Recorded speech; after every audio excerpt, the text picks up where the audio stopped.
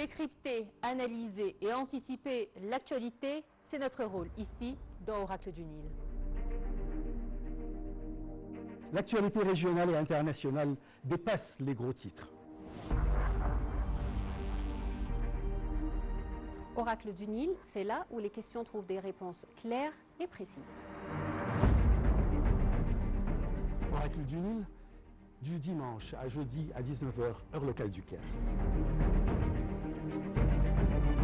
Derrière chaque titre se cache une réalité plus vaste et des histoires plus complexes qui méritent d'être explorées.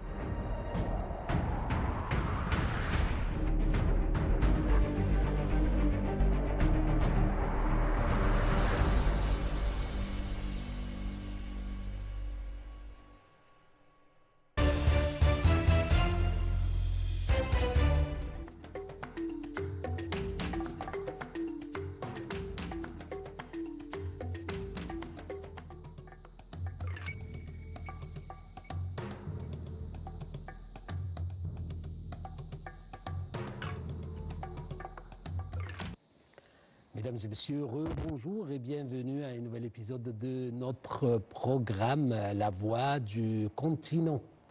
Alors, mesdames et messieurs, en fait, chaque pays a son histoire et chaque peuple a sa voix. Sur les grands enjeux du continent Afrique, l'Afrique fait entendre sa voix sur la scène internationale entre croissance économique, défis sécuritaires, innovation, initiatives diplomatiques et transformation sociale. Le continent évolue, innove, affirme chaque jour davantage sa place dans le monde.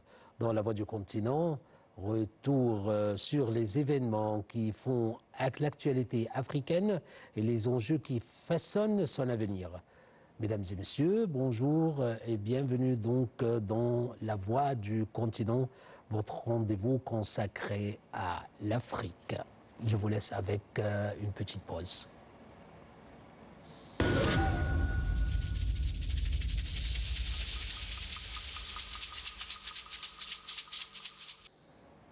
Mesdames et messieurs, on commence du Soudan, où le secrétaire général de la Ligue arabe, Nabil Fahmi, a mis en garde contre les conséquences de la poursuite de l'escalade militaire autour de la ville d'Al-Obeid, soulignant que le ciblage des quartiers résidentiels et des infrastructures civiles fait craindre une répétition du scénario dramatique qu'a connu Al-Fasher, capitale de l'État du Darfour du Nord. Il a insisté sur la nécessité d'intensifier les efforts internationaux et régionaux coordonnés afin d'empêcher la ville de sombrer dans une catastrophe humanitaire et sécuritaire de plus grande ampleur, de mettre fin à toute prolongation du conflit tout en réaffirmant le plein respect de l'unité et de la souveraineté du Soudan. Plus d'1 million de civils se retrouvent actuellement à Al-Obeid, dont les dizaines de milliers de personnes déplacées confrontées à un siège étouffant et à des bombardements continus menés par des drones des forces de soutien rapide, visant notamment les marchés, les écoles, les hôpitaux, ainsi que les réseaux d'eau et d'électricité.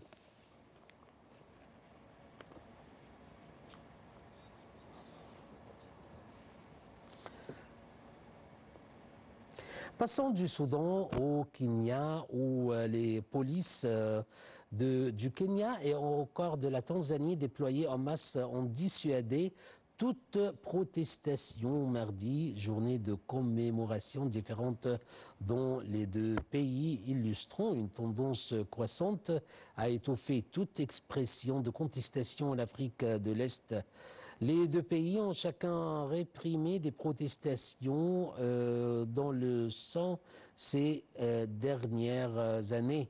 Le 7 juillet, lors de la journée de Saba Saba, 7 en Swahili, les Kenyans commémorent une manifestation en faveur de multipartisme organisée le 7 juillet 1990.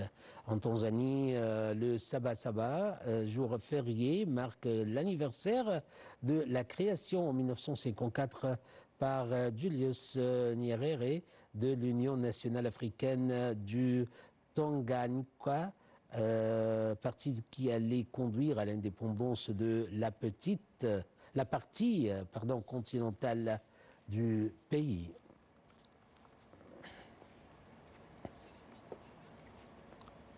Passons du Kenya et de la Tanzanie à RDC, ou République démocratique du Congo, où l'épidémie de maladie Ebola a fait plus de 500 morts.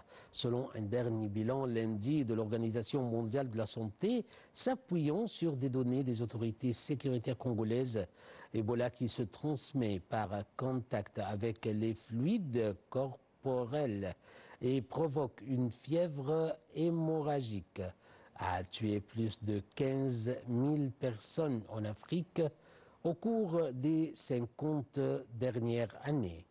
Au total, 506 décès et 1561 cas confirmés ont été recensés en RDC, alors que le bilan est maintenu à 2 morts pour 20 cas confirmés en Ouganda voisin, selon l'Organisation mondiale de la santé, dans un point de situation daté du 4 juillet. Un essai clinique portant sur 2 traitements contre cette souche rare a commencé jeudi, toujours selon l'OMS, qui a également accordé une autorisation d'utilisation d'urgence au premier test de diagnostic moléculaire du virus.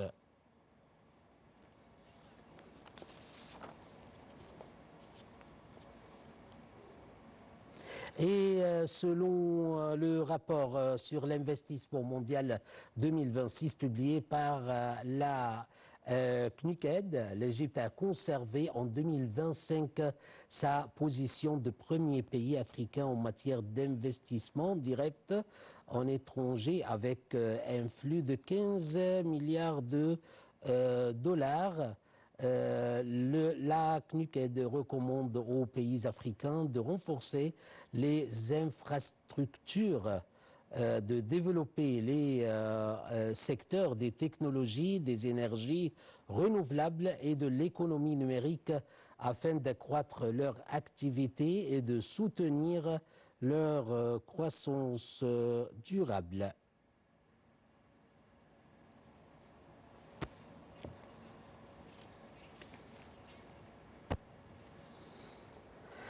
Alors, mesdames et messieurs, dans ce contexte, nous avons le plaisir d'avoir en ligne Dr Nagui Victor, qui est expert en économie.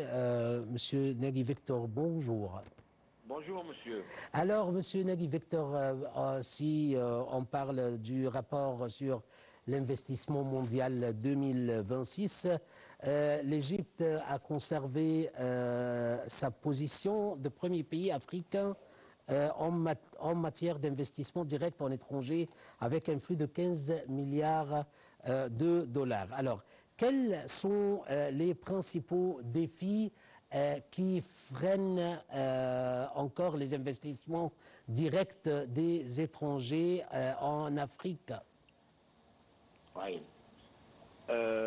Tout d'abord, parlons de l'Égypte, car l'Égypte est un pays pionnier dans la région, et l'Égypte représente la passerelle du monde entier vers l'Afrique. L'Égypte est un pays de paix, l'Égypte est un pays de sûreté, et auquel tout le monde, je dirais africain, réfère et vient demander le conseil ou l'aide. Quant aux investissements vers l'Afrique, il est certain que l'Afrique possède plusieurs défis, car entre les pays africains, il y a souvent des guerres bilatérales. Et dans chaque zone, dans chaque endroit, on découvre les hostilités entre deux pays. Donc déjà ça n'aide pas les investisseurs ni les investissements à venir jouir de ce pays, d'un côté. De l'autre côté, l'Afrique a besoin d'aide technique. Ils ont besoin qu'on leur transmette la technologie. Et l'Égypte en possède une bonne partie. Nous savons tous que dans les siècles déjà passés, la richesse de plusieurs pays européens a été basée sur l'exploitation de l'Afrique.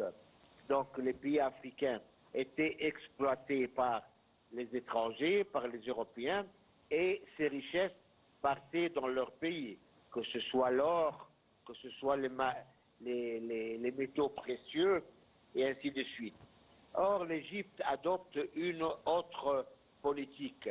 L'Égypte adopte une politique de fraternité, car l'Égypte ne veut pas avoir des problèmes ou des hostilités vis-à-vis des pays africains qui l'entourent.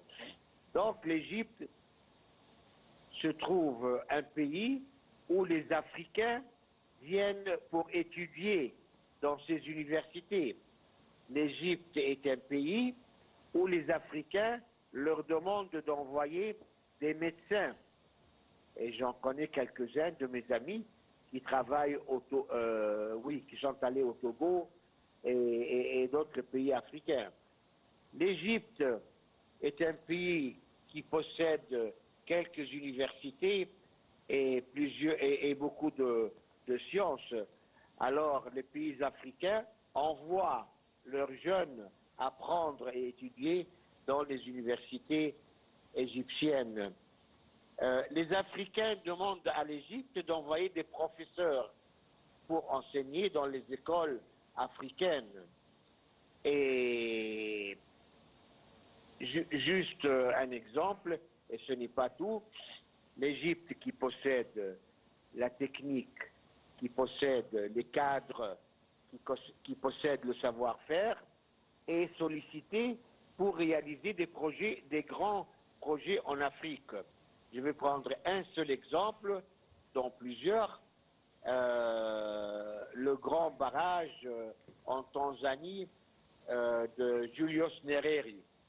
Ce grand barrage a été réalisé par des entreprises égyptiennes. Et ça montre la crédibilité de l'Égypte vis-à-vis des pays africains. Ça c'est un exemple, mais sûrement qu'il y en a d'autres pour la création de nouvelles villes. Tout le monde, quand ils viennent rendre visite au Caire, ils demandent de visiter la nouvelle capitale administrative et ils demandent aux entreprises de réaliser la même chose chez eux. Monsieur Nagui Victor, alors, quel est le rôle de la zone de libre-échange continentale africaine, ou quel rôle peut cette zone jouer pour développer les investissements dans le continent? Il est certain que l'Égypte a œuvré beaucoup pour créer cette zone, car l'économie repose beaucoup sur le commerce, entre autres, et le continent africain est un continent très riche. C'est un continent très riche par ses ressources, par ses minéraux, par ses terrains fertiles, et la production de ces pays, c'est l'occasion en or dans cette zone pour pouvoir échanger leur production entre les pays. Et ça aide beaucoup à faire évoluer l'économie de ces pays. Et je vais vous donner un seul exemple. Par exemple, le Soudan, où il y a la guerre maintenant, les experts disent que si jamais il y avait la paix au Soudan et que le territoire soudanais était cultivé, ça suffirait à faire nourrir tout le monde arabe d'un seul pays. Donc le Soudan, bien cultivé, bien exploité son terrain, la production suffirait pour alimenter et donner à manger à tout le monde arabe. Donc ça c'est juste un exemple pour vous dire que l'Afrique possède des quantités de bétail, une richesse incroyable, parce qu'ils peuvent être partout dans les savannas et dans la verdure qui pousse naturellement. Et donc, ils possèdent beaucoup de...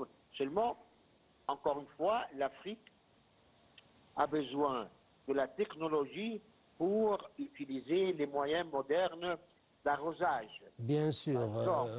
Monsieur Nagui Victor, je vous remercie infiniment. Vous êtes expert en économie. Je vous remercie pour votre intervention. Vous souhaitons une excellente journée. Mesdames et messieurs, après cet appel, je vous laisse avec une petite pause.